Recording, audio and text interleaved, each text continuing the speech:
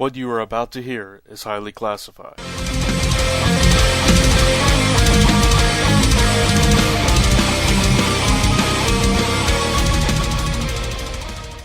In episode number 145 of Zone 4, it's our Christmas episode. Merry Christmas, everyone.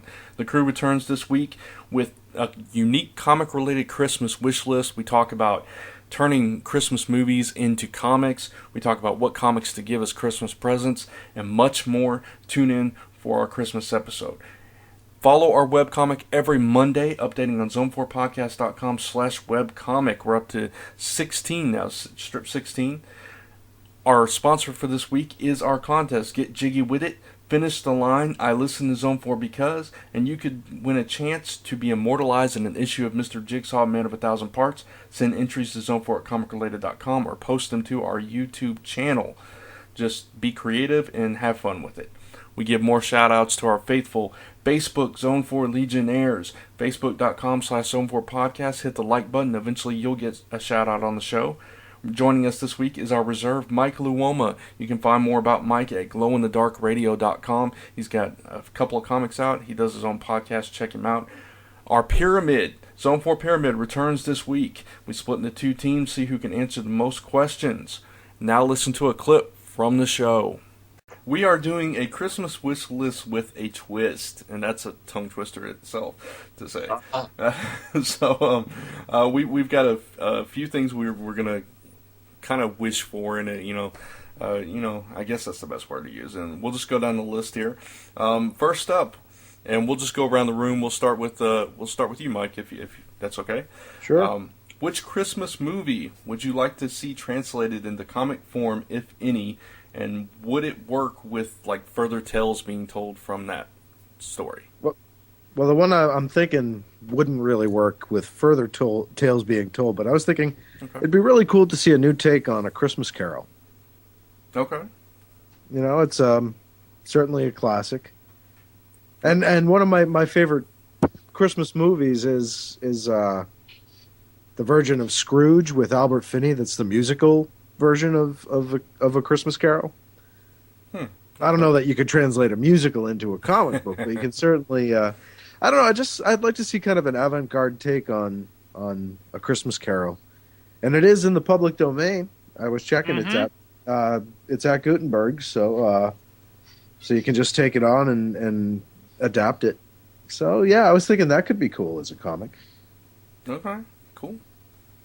Yeah, I mean that's we actually talk about that on Transmissions upcoming, I think, and a little bit. Ron does specifically. Well, a lot because of all the films. I mean, right. It's ridiculous how many films. I would hazard a guess, guys, that it's probably the one story that's been filmed more times than any other single story in English literature. It's insane how many movie adaptations have been done by this. And when I first, Brant, when you send out, the format tonight for our topic, and I saw this question, I got to tell you guys that I actually started doing that very thing, adapting A Christmas Carol as a graphic novel.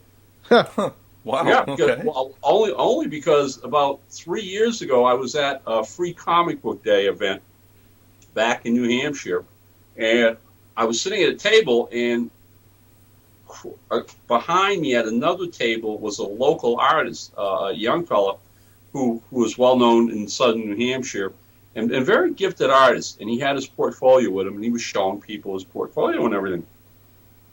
And I don't want to get into names or whatever, because I had met this gentleman before in the past and suggested we do something together, et cetera, et cetera. And he has a tendency to start projects but not keep up with them. So there we are sitting there all day, Free Comic Book Day, talking back and forth between, meeting fans and other people coming to the shop.